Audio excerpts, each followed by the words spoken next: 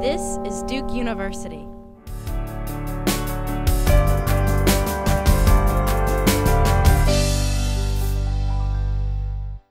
Blair Shepard is the Shane Battier of business school deans. He is the dean of the Fuqua School of Business. He comes from a family that are Duke obsessives. His wife is a professor of psychology. Some of you may have had her, Martha Patales. She's also the director of the TIP program, the Talent Identification Program, where all the young geniuses of America come to Duke and imprint on us. She is also the faculty athletics representative of the university and probably the best one at any university in America. And her husband is Blair Shepard. I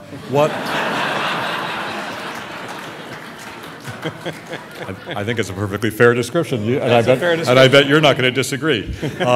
What you need to know about Blair Shepard is that he was, at a relatively young age, a tenured member of the faculty of the business school, but he quit the position and gave up tenure. Okay, this is not nothing.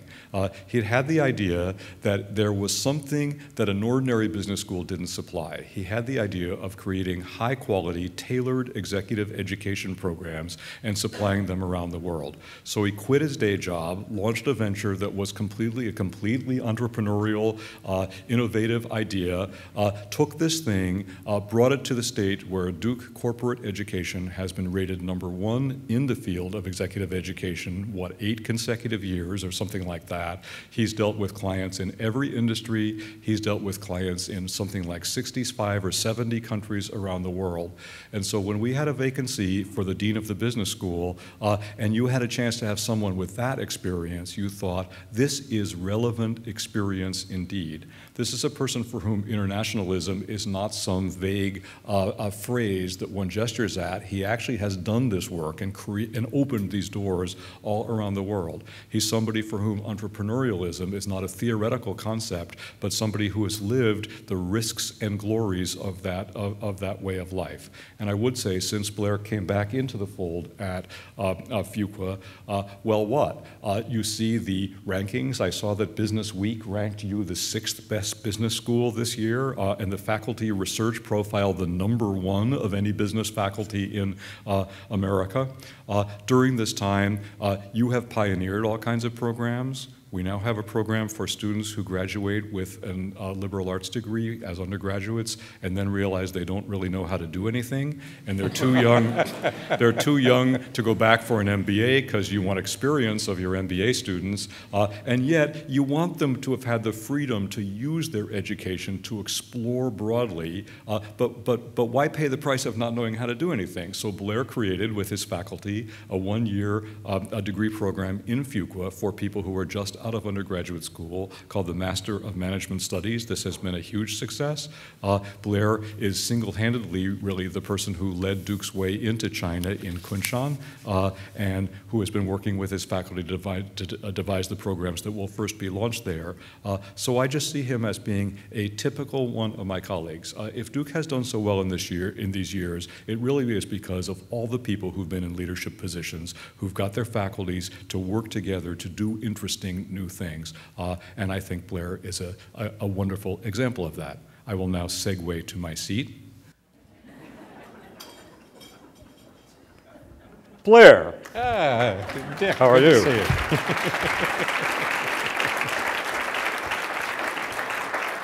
I like what you've done to your office, by the way. If we're lucky, maybe this podium would even go away. It's going to go away? How soon? Well, listen, this is a very lifelike scenario. Yes. I've talked with you in my office. I interviewed you in my office. I offered you a job in my office, and now we have talked how many times since then. But when I sit up here, I just want to say one thing, which is I have interviewed you in public on 2 other occasions. Once was in London, but the one I'll always remember was in October of 2008. We did an event like this in Boston at a time when the financial world was melting down and no one had any idea where the bottom would be. Indeed, between the time that I interviewed you and the time that the markets reached their bottom was still like 5 months after that. So that was a really interesting thing, to talk to a business school dean at a time when business was leading to the meltdown of the known world. It's almost gone.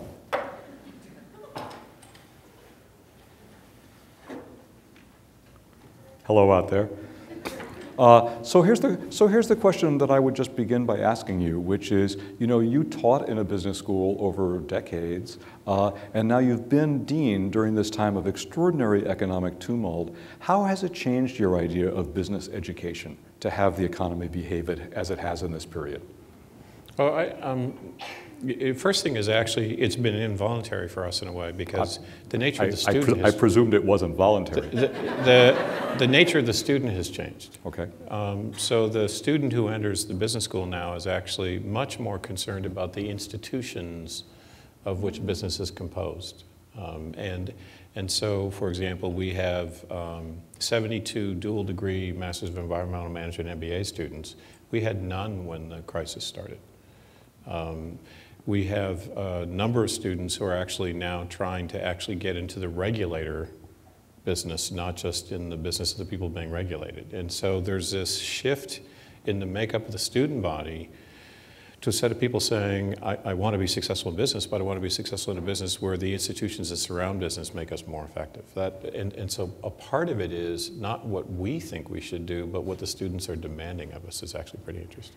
Okay, so what you're saying, actually, I'm just reflecting on what you say. One thing I learned when I became president is that often in American universities, business schools are the most isolated schools in the place. They have their own business, people come, it's very intense, they come for short times and they go off.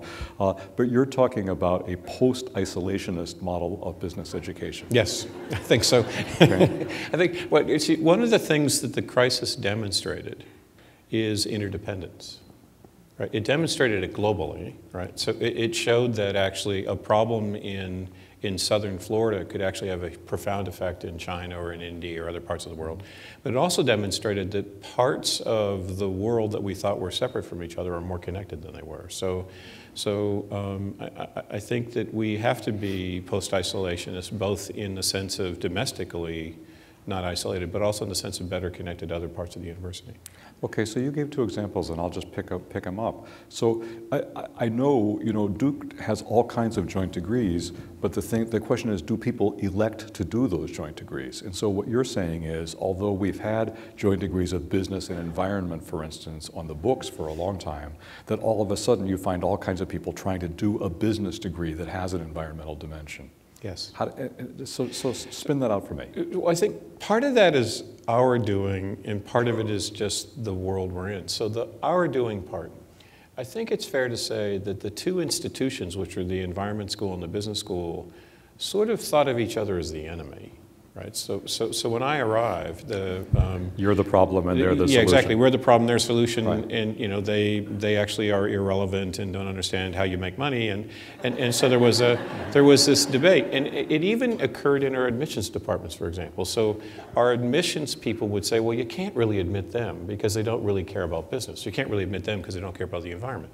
So one of the things that had to happen is that the institution, Duke, had to decide it was going to try to find students who actually sat at the interface of the two. Mm-hmm. And I think that was a case of both your leadership and Peter's leadership, but also Bill Shamides and I saying, this is a bad thing, mm-hmm. and just doing something about it. Having created the opportunity, though, and I'll give you the example.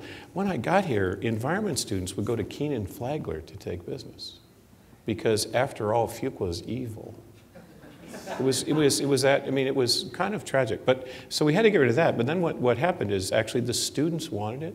And I'll tell you what's also interesting is every one of the grads we had last year who wasn't constrained in some way where they were either going to stay in Raleigh-Durham and they were traveling with a partner somewhere had 3 offers when the average offer per our students was about 1.5. Okay, that's good news. It's very good news. That's good news. I'm very encouraging of that development. I heard you say once upon a time that in the old model of business education, the reason people didn't take courses in things like environment is that there were different time frames. Yes. That the time frame of the annual report and the time frame over which environmental effects were achieved are just very different. Yes. So do you see business education now as having a longer time frame? Considering a longer time frame? I actually think it's almost the opposite, which is that the problems that we used to think of having a long time horizon have shortened. So for example, okay. If you go back to when I first started teaching 31 years ago, The businesses that worried about sustainability of their energy source were actually energy companies. Right. Because they're the only ones who had a 50-year, 60-year time horizon.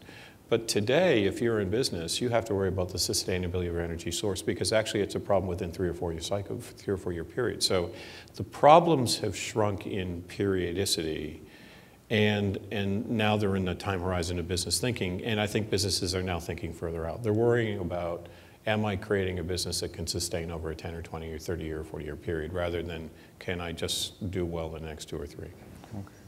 So we've been talking mostly about environment, but when I think of Fuqua and its cross-school ventures, you know, a very famous one is health sector management. Yes. And here you've got a place with one of the top 5 American medical schools and a business school, you know, and after all, what, 1/5 of the business of America is healthcare business. Where did that come from, and how has that been evolving, that hybrid there?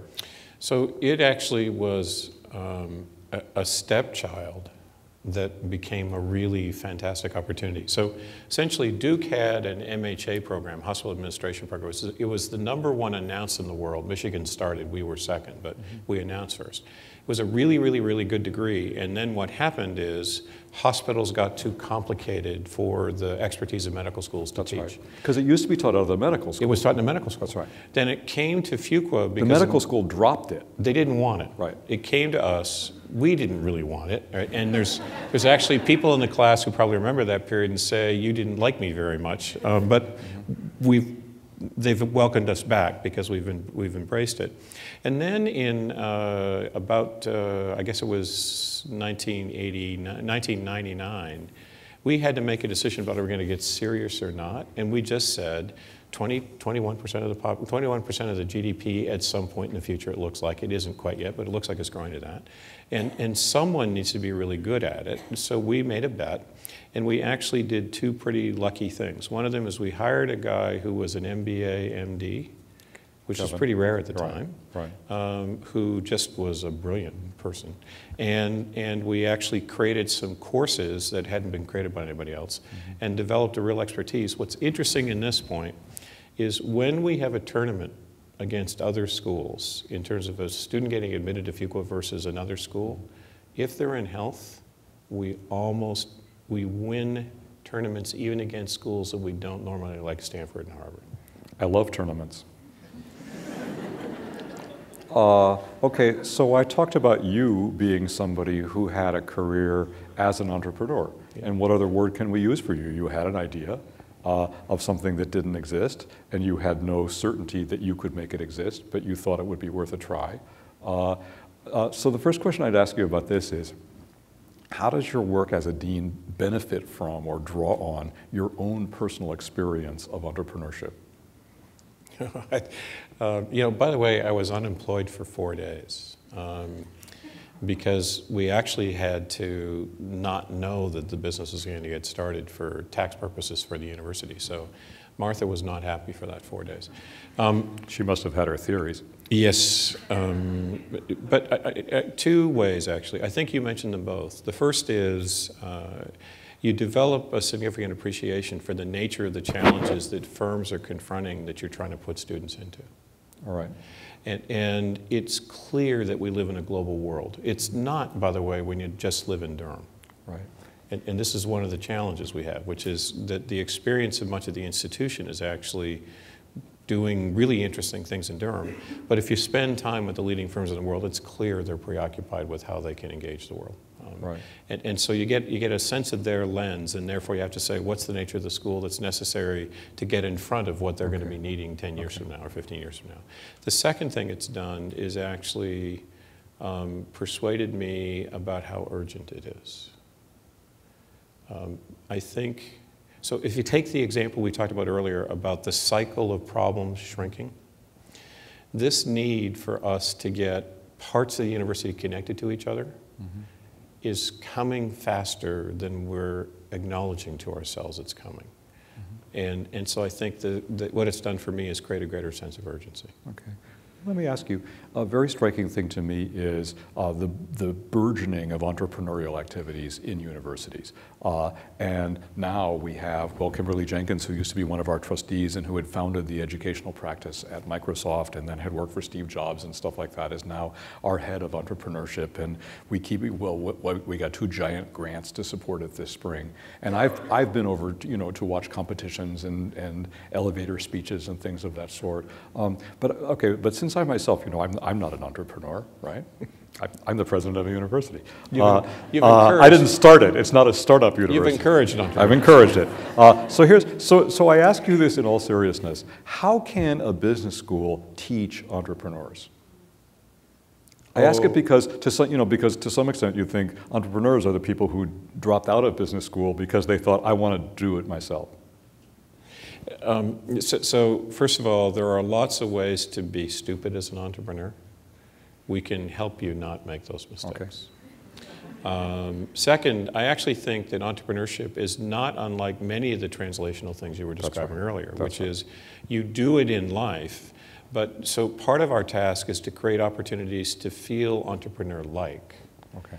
So that you actually try it, you make a mistake, you reflect on it, and then the person helps you think. So a piece of what we've done is actually say in the entrepreneurial program at Fuqua, our goal is for you to have a funded business before you graduate. Mm-hmm. Now, it turns out, in the first instance, we said you don't get the certificate unless you have a funded business. They didn't care, by the way. If they had a funded business, they didn't want the certificate anymore. And if they didn't have a funded business, they wanted the certificate. Yeah, exactly. So we dropped that requirement, but it forced us to put a real discipline in place about what does it take to actually, what do you overlay on top of a traditional MBA to actually get someone prepared that way? Mm-hmm. The other thing that I think you have to do is actually connect the business school to the other parts of the university, because effective entrepreneurs are brilliant agglomerators of capability. Okay. And so you need a certain talent in engineering school, you need a talent in medical school, you need a talent at undergraduate level. Right. And so a part of that is actually it forced the business school to look out of the business school into the rest of the university much more than we had before. Well, that's what I see when I come to the entrepreneurial activities is they're places for the buildings of improbable teams, or what would have been improbable teams a while ago, except now everyone knows that's what you need. Well, let me go back. Okay, when I asked you about your separate business, your autonomous business career, you talked about the discovery from working with worldwide clients of the global nature of their outlook. Just tell me a little bit, I mean, I know some of the answer, but it'll be fun to hear you say it, about how you have tried to sort of globalize the educational program at Fuqua. So for me, there's probably three attributes. First is you have to increase the diversity of the student body in Durham, and you have to take advantage of that diversity. Right. Second, you have to find ways. You all remember as you walk down the hallway at Fuqua that there's the flags of like 81 or 161 countries, yes. Yeah. And now the challenge is taking advantage of the diversity, right? So because it's still, the majority population is still American, right? And so there's a risk that what happens is the whole community, the 40% that are international said, our job is to learn you. Right. And just think about the opportunity lost for the American kids to learn them. Right. And so part is to actually get the diversity and really diverse. So for a long time, we were a Chinese, Indian, American business school. Right, we're actually now a global business school in terms of the student body in the group, and so you have to get that. Second thing is you actually have to be of the world in a way that you can actually bring the world to bear in the education, right? And so a large reason for why we're trying to be present in other places is so that we can actually know that place and bring it to the students.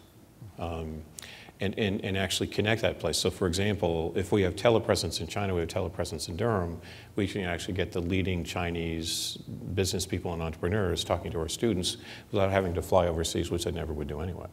Right? So you can connect students to the world in a way you couldn't before. And then I think the third, and change our own way of thinking as faculty, which is a real challenge, by the way. And I think the third one is actually then supporting the world in ways. So a piece of what you have to do is we have to get China saying that Duke and Fuqua care about China, and because of that, we're going to help them in ways that we wouldn't help any other school. You've got to get India saying the same thing about Duke. You've got to get Singapore saying the same thing about Duke. And then the consequence is when one of our students graduates and wants a job in China, they're going to come first. When someone's trying to start a business in China, they're going to get support in a way they wouldn't otherwise. If we need help to actually bring some real weight to bear on what we're trying to do as a school, we can get it where others can't. Why? Because we are considered a friend when others aren't. Well, I mean, I have experienced this because I have met with ministers in the cabinets of both China and India, and the alacrity, you know, they're eager to have the president of Duke be at their meetings and indeed to have you photographed with them at the end of the session because they know that Duke is actually leaning forward into these international opportunities.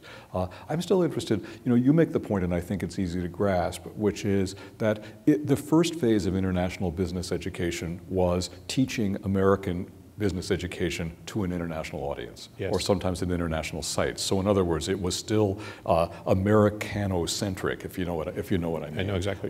And so you're trying to figure out a model of education that's based on the notion that the center is everywhere and nowhere, or that the center, with one part of your business, the center is here, but for another part of it, the center is elsewhere, and that those are going to be related but not identical spheres of concern.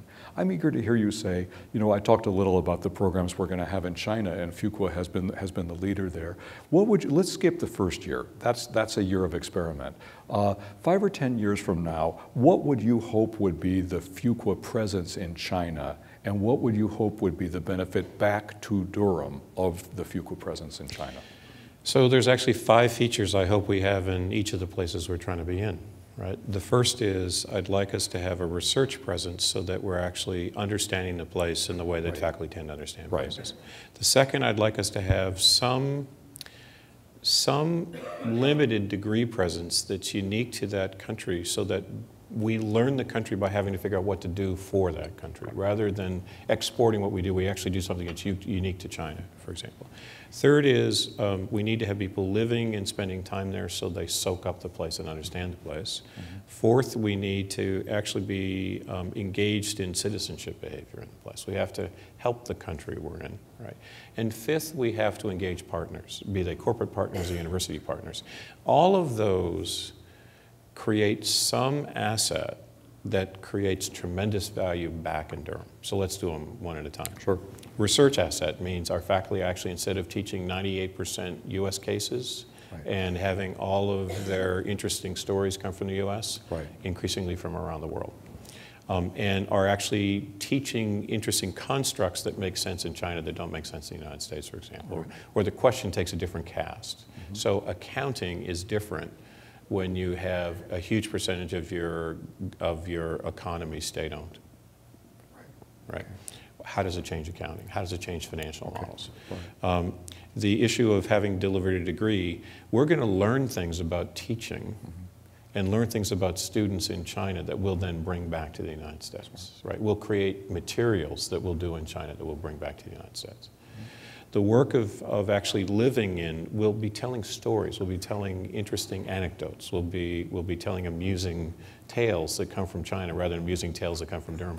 At some point, our students get tired of us telling tales about Duke basketball. It takes about a year and a half. They wouldn't mind if we occasionally talked about Chinese table tennis, right? Especially when Duke wins the Chinese national championship in table tennis. The fourth is, by engaging as a citizen, we'll actually be able to get people from China who care about their country engaging Duke in a way that they wouldn't engage. They'll do Duke rather than Harvard or Stanford because we're the ones helping that country, right? So when you want to get the Prime Minister to speak, when the Prime Minister is touring through the United States, we're more likely to get that to happen because we are thought of as a citizen in China in a way that others aren't. It'll take time, but that will occur. So we'll get welly in that sense. Sure. And then the final one is partners. We'll be able to sort of, you know, no university has all the assets necessary to be great. If we can actually have the most interesting partners in China think of us as their preferred partner, then they'll bring benefit back to Durham. Yeah. I don't know, I find this all very interesting because you may be aware of the fact that Duke, in the days when Duke was Trinity College, it was located in the absolute back of beyond in rural North Carolina. And the school was either going to fail, or it had a president who had the idea, this school is either going to fail or it's going to connect. The only way it's going to work is if it plugs into the present and emerging world, which is what led to the move to Durham, a city of the new economy of the New South at that time. This is a logical extension of that strategy, by the way. So if you say, I mean, here's one of the issues. Stanford is a great university, partly because it's in Silicon Valley, right? Largely because it's in Silicon Valley. Nothing against its leadership or its professors, but it has this milieu that it connects to, which happens to be sort of what was for 20 years the most dynamic location in the world.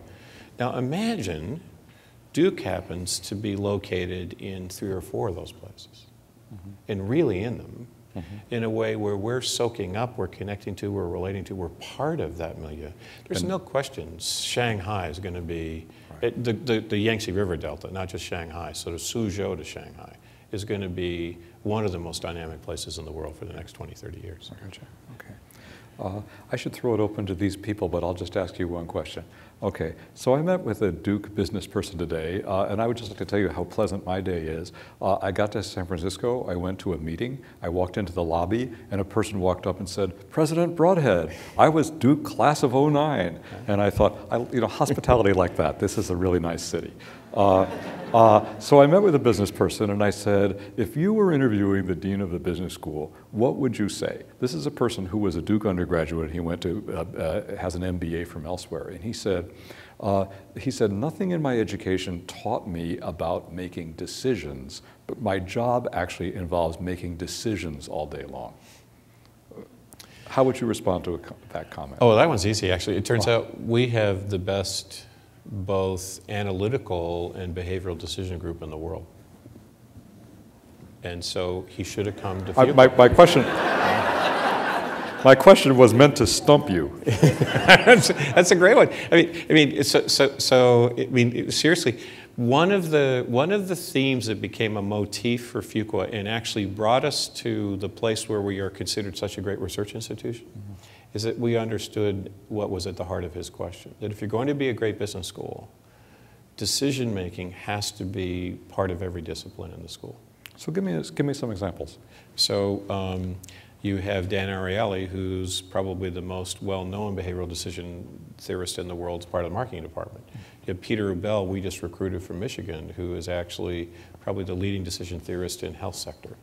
Okay. We have John Payne, who is one of the outstanding behavioral decision theorists in the management area. You have Bob Winkler, who's both part of operations and decision sciences, who's the leading person in business schools looking at Bayesian models applied to decision making. And so I can go across the entire spectrum and I can tell you someone who's just world class. Well, just tell me one thing and then I'll throw it open to others. I'm trying to retrieve this question that I thought was so brilliant.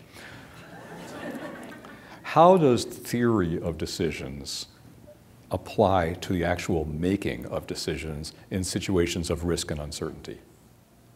It's a great question. I think it's actually at the heart of one of the themes that's been sort of a core element of your presidency, which is the question of translation, right?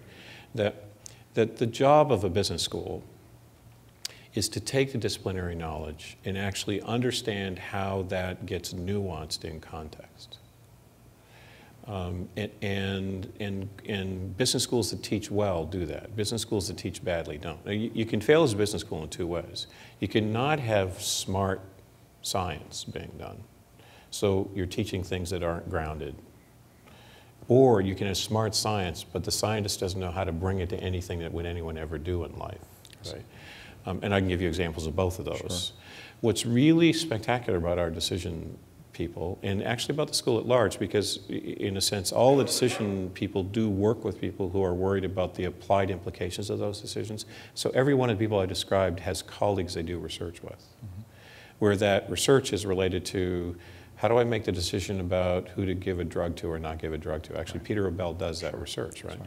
You have someone who does work on how do I stop cheating in a regulatory environment. You have someone who does research on how do I take decisions about launching a product or not launching a product. I mean, so in all of the cases of, and you have people worried about what's the ethics of each of those issues, right? We have this wonderful marriage between those who worry about the problem in context and those who worry about the theory behind what it would look like in a decontextualized sense. Okay, I'll buy that. My friends, I have the pleasure of hanging out with people like this all day long, so you can see why my job is such a pleasure. Let me throw it open, and there'll be some questions in the room for you, perhaps harder than the ones I was able to pose. Please. I wonder if you could expound a little bit on what you commented about teaching of ethics. What approach does people take to teaching ethics and character? We live in an era with people like Bernie Madoff and Enron and so forth. And also, as a sidelight to that, concerning the teaching of ethics, what challenges do you anticipate as you expand overseas in parts of the world where the culture may be completely different, where bribery is encouraged, there's a lack of independence, often government control, et cetera. So those two issues. Let me do them one at a time. The challenge in teaching ethics to someone who's 28 or 29 or 30 is you don't teach Aristotelian theory, right? I mean, because it's probably too late at that point. So what we try to do is two things. First of all, create a mode of interaction in the school which represents what we think they need to be like when they leave the school. So we actually take honor really seriously at Fuqua. Now this is an important point, by the way, because it turns out most MBAs, I think it's a ridiculous number, like 82% of MBAs report having cheated during their 2 years as an MBA. That's a terrible statistic. Turns out our kids don't do that, right? The reason they don't do that is their peers report on them if they do, and they get kicked out of school. Right? And it's an ethos, and that's just one element of it. There's an ethos in the school that says you will act honorably and you will create a community of people who care about each other. Right? And if we can get them behaving in a way that has to do with what you hope business people will behave like and look like for the 2 years they're there, then you actually have a much better shot at it. Right? And then the second one is we actually try to make ethics a part of every course we teach rather than a standalone course that sits on its own. Because the minute you do it as a standalone course, you make it feel like something not necessary. Right?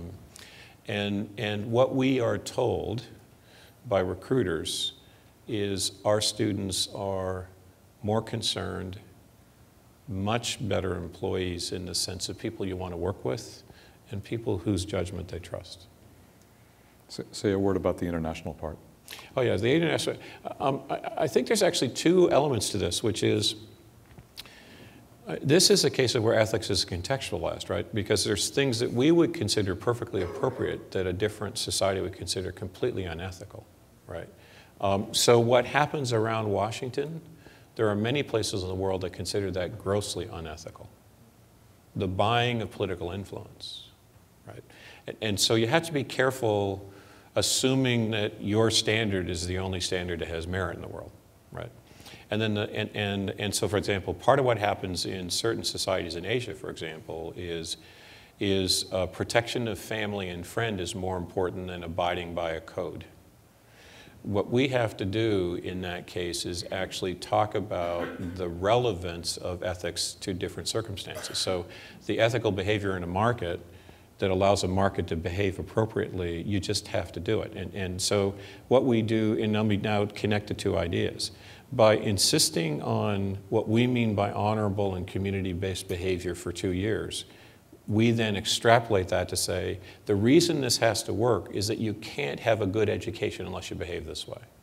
The reason you have to be ethical in this way in a market context is the market breaks down if you don't behave appropriately. And so we can extrapolate from that experience to the other. And by making that, you can break this notion of there's only, that my sense of family-based ethics or other ethics that gets in the way of me behaving appropriately in a market, that breaks down because they do it in at least one context. Then I think you've got cases of you've got to select well and you have to hammer it when it's inappropriately done for the 2 years you got them. You know, it's a great question. And you know, you may be sure it's going to be part of the challenge of globalized education. I mean, we already know it is and will be. Please. Hi, thank you for speaking to us this evening. My question, I guess, is just, generally it seems that there's a shift towards corporate social responsibility, especially since the downturn of the economy, and corporations are really trying to have a more positive image to the general public. How does the business school generally prepare its students for this marriage between the not-for-profit, you know, good kids with the corporate, I want to make a lot of money, and just generally raising people who, you know, do well while doing good, essentially? So, you know, one of the things I try to point out to people is that Adam Smith wrote 2 books that he's famous for. One, The Theory of Moral Sentiments, and the second one is The Wealth of Nations. And that the premise that those 2 are in conflict with each other is actually, I think, bad business education. That business is itself part of the fabric of society, and the notion that business should therefore not serve society just misses the point, I think. And so a piece of what we have to do is put things back together that we tore asunder. And so for me, the notion that you have to choose between making money and doing good strikes me as a bad choice. Because it says to someone, you can either live at $25,000 or $30,000 a year the rest of your life, or you can live at $300,000 a year the rest of your life. In doing the 25 or 30, you do good. At 300, you don't. I think that's a choice you shouldn't ask a human being to make. The choice you should ask a human being to make is, how are you going to conduct your life such that you can create the wealth you want for your family, and you can make the community you're part of better? I think that businesses forgot that for a long time, and I think that it's coming back with a vengeance, by the way, in our student body, and it's wonderful.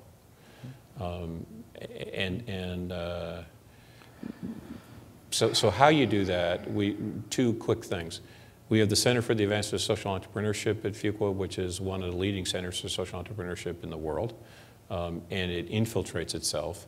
And I think the second one is, by having verticals like health sector, you actually have people in the school who have a service mentality at their core. And so when they interact with the students who are going to go into finance or go into consulting, they just change the texture of the place so that everyone graduates with a more sort of balanced worldview. I would have to tell you, Blair, one of the things I have most loved about Fuqua is when I go out in Durham, there's a program at the business school called On Board, in which business students serve on boards as volunteers of not-for-profits in Durham. And think how many not-for-profits there are where people really don't know how to do a business model, or don't know how to do a forecast, a revenue forecast, or something of that sort. And so to think that it's not students leaving business school to do good, but actually bringing business education out to those contexts, I think has just really been, for me, a great. And this is true. I mean, one of the nice things is that we actually, I guess, have 20 or 30 students every year who actually go run a not-for-profit. They come get a business degree because they want to improve how to run a not-for-profit. That's right. Now, I admire the heck out of those kids, by the way. Yeah. I'm looking. Please, over here. Hi. So one of my questions, and it's a thought that definitely here in San Francisco Bay Area, in the Silicon Valley, the shift in industry from manufacturing of widgets, making a car, or making a cell phone, to a service economy where you're not producing, and it's hard to predict long term, a service that you're going to use. The shift from AOL to Google search, and people using social networks and that being a real business. How is Fuqua and Duke preparing students for that change and making those predictions a little bit better? That's great. So, one of the interesting things, it actually feels like manufacturing is coming back to the United States, by the way. If you take a look at the data, we're doing better in manufacturing this year than we did last year by a lot. All right. And so part of what's happening is actually a trend where you had the value chain sort of broken up and distributed around the world is actually declining, partly because of transportation costs and partly because of insecurity of supply chain. And so I think I wouldn't give up manufacturing, but I would still take your question as a really important question. I think, to me, the either or is a dangerous proposition because we need a manufacturing base in this country and we need a strong one. That said, I think you also need a set of people who understand how to innovate in things that are largely intangible, which is really at the heart of your question. And I think part of the requirement in that relates to the value of a liberal education. That if you've had an undergrad who actually has thought broadly in the way that a Duke liberal education occurs, they're more likely to envision an intangible opportunity in a way that someone who was more narrowly trained couldn't. And so one of the things that's happened for us is we've increased a little bit the percentage of students who have a liberal background. And I don't mean in the political sense, I mean in the educational sense. Okay. Please. You talked earlier about how Duke, Fuqua, and undergraduates are working a little more side by side. I'm an undergraduate at Duke still, and I was wondering how Fuqua was planning to not only reach out to MPP or Nicholas, but also to undergrads, especially because there's a lot of social entrepreneurship clubs and business organizations that are popping up, and just that, that's the question. So on the course side, that's actually not my decision. That sits in a place other than Fuqua. I think on the support side, it actually is ours. Kimberly Jenkins, who just got persuaded to step off the board to help figure out how to get entrepreneurship to happen better at Duke, has a pretty nice insight around your question. And it relates to, in each of the professional schools, there are assets that are very valuable to the university as places for students to engage, hang out, and maybe take one or two courses from, right? We have two at Fuqua. We have the Center for Entrepreneurship and Innovation, which is the center that actually looks at both innovation at a big, large corporate level, but also entrepreneurship in the way that was just being described, right? And we have the Center for the Advancement of Social Entrepreneurship. Right now, they're sort of coveted within Fuqua and held to support our own students. What we're trying to do is get the resource base so that we can actually continue to service our needs, but actually service the campus in a larger sense. Right. Now, what's really neat is how fast that's happening. So, for example, the Duke Startup Challenge was won by a Fuqua student and a Pratt student and a Duke undergrad as a team. We hadn't seen that kind of team much before, right? And they met in CEI. And so if we can somehow keep both CEI and CASE at Fuqua, but make them university assets, that would be a wonderful thing. I came to your with Kimberly to one of your the launches, and I sat with a team that had an engineer had come up with the idea of the product, and then there were two people from Fuqua who were doing the business development of it, and there's somebody from the law school. But they also had another engineer who was an undergraduate, and they had another person doing communications, and that person was a sophomore. Yeah. And that seemed to me just ideal, to think that, you know, and let's just say, it wasn't that long ago that you didn't find this kind of thing happening in universities, because business schools were always in such danger of being deluged by the interest of undergraduates in business that you really used to keep the drawbridge up. I mean, this is not only at Duke, but pretty many business schools around the country. And so it's fun to see people discovering that not only are they willing to tolerate, but that actually everything works better when people form the teams that cross these boundaries. Great question. Now, what's really interesting is even in San Francisco area, in the Bay Area, the Duke Gen stuff that's happening here is actually cross-school, which is really pretty neat. So it's exporting to the West Coast. Please.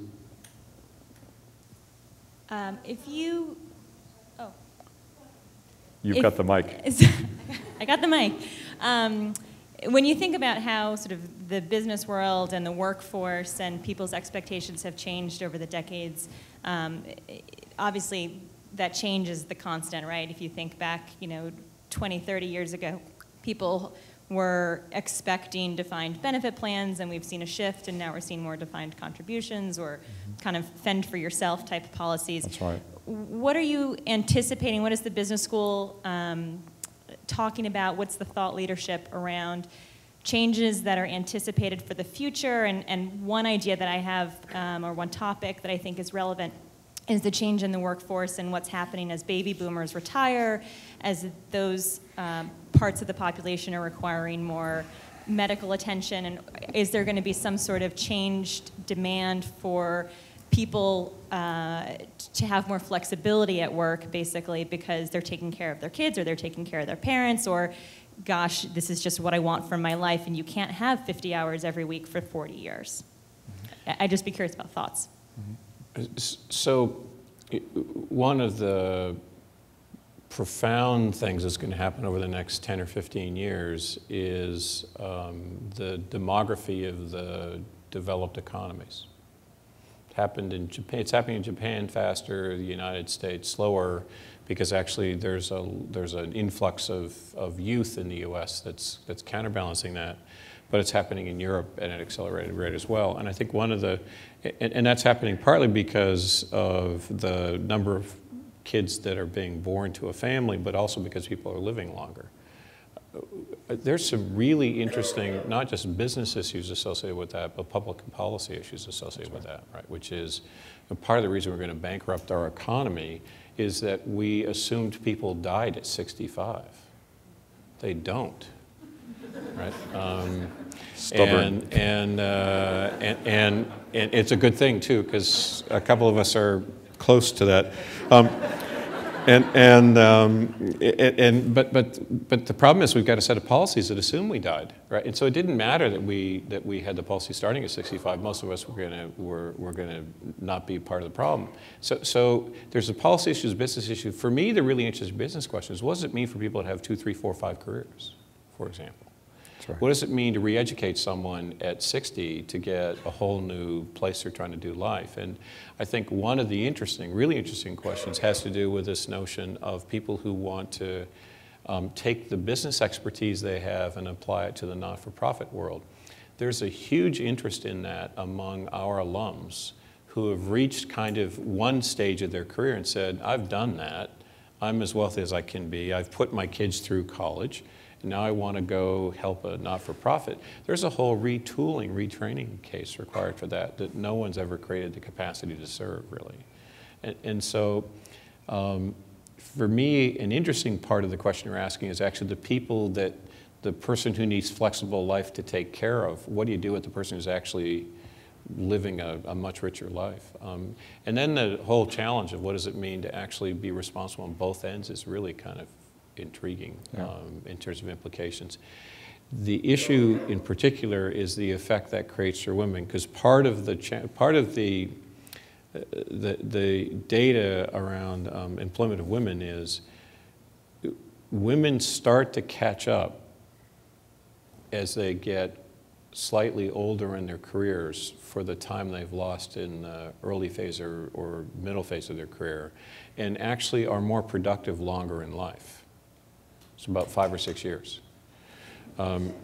We don't know what to do with that.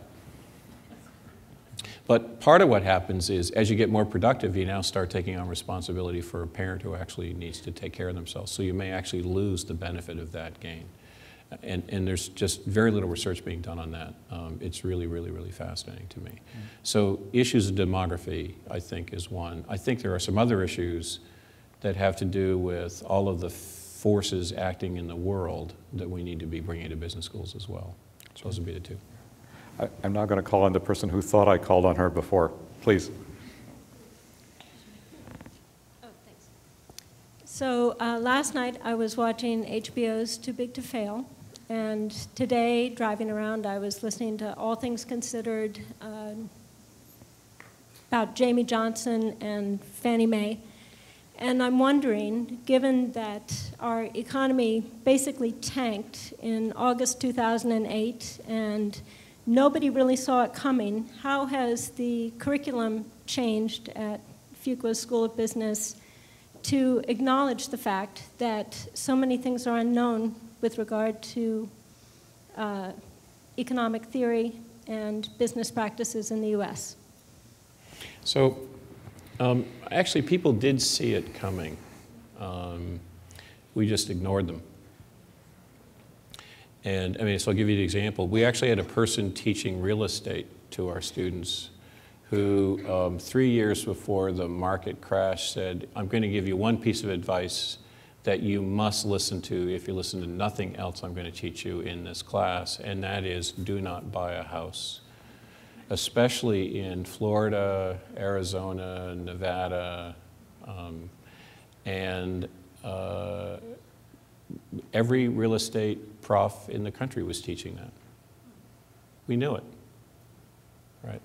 Sheila Bair came to speak to the school and said, you have to understand that this was a case of really bad banking, that the leverage in the banks was way too high, that the people were actually giving out loans who had no consequence for a stupid decision in the loan they gave out. The risk assessment was ridiculous. The notion that you could take highly correlated risks and put them into a basket and get rid of the correlation was a ridiculous idea. I mean, it turns out that we knew this. And so I don't really, I don't mean to deny a significant part of the question, right, which is there are things we didn't know. But I think what scares me more is what we did know and didn't do anything about, right? That's what scares me more. And the honest answer is no one has done enough. We're trying hard, but we haven't done enough. So I had a really interesting experience in China. 4 deans were put on a panel at CCTV in what's the sort of most popular business show in China. And we were a case, and the case was how responsible are business schools for the financial crisis? What was interesting is the 2 deans before me were asked that question, and both of them said, not at all. And I listened to their answers, and I thought to myself, who are you kidding? We taught these guys, right? And so I think the honest answer is we've done about 40–50% of what we have to do. And we have a lot more to do, and there are 2 things that we're working on, and I'm just frustrated how slow it's coming. The first is getting much, much better at the translation of the fundamentals to practice, right? That it's not just the concept of banking, but what does it mean to really do good risk analysis? We're not as good at that as we need to be. Right. And the second one is we're not as good at getting students to understand the value of the regulatory context in which they exist. We're way better than 3 years ago, but we're half the way there at best. Yeah. Okay. I'll take maybe one more. Hi. Where is your voice coming from? Back of the room. Oh, hello. I'm a Fuqua 07 grad. I work at Adobe Systems as a product manager. This is a pretty technical question. More tactical, sorry. I think there's about 10,000 students there's about 10,000 employees at Adobe, and I think there's about 3 people from Duke. And I think we do a lot of great work in organizing events such as these.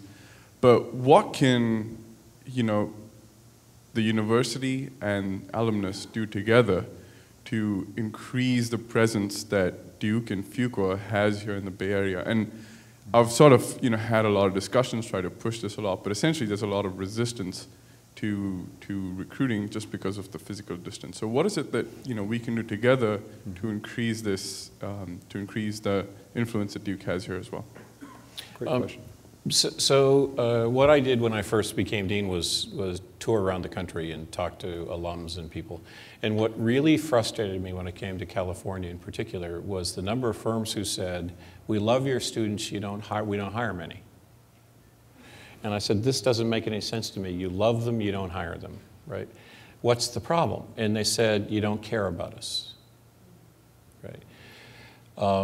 So one of the things we've done, there's 2 things we've done, is Fuqua, and then we need your help. Right. The first is we actually said, what are the industries that are sort of critical to this area that students want to come to? And for me, it's something related to the convergence of IT, entertainment, media. Right? And that is sort of iconically represented by Apple, who happens to have a Fuqua grad running it right now, right, which is a good thing.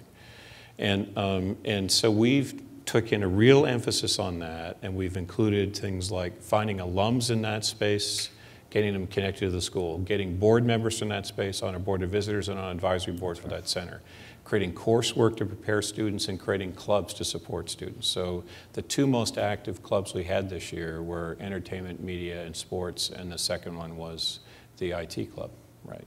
Very, very active, and they had a huge set of activity. And the net result is we're actually up 75% in Bay Area hiring this year. Where we're weak is where you went with the end of your question, which is we don't have clusters of alumni in key companies arguing for us and saying, get the dean out here, get Cheryl Dirks out here, get someone out here to talk to our company about why Duke is so well prepared. And what we've learned is when we make that connection, we win. So we're 200% ahead in Apple, we're 200% ahead in Google, we're 100% ahead in Disney. And he will speak with you afterward about Adobe. Yeah.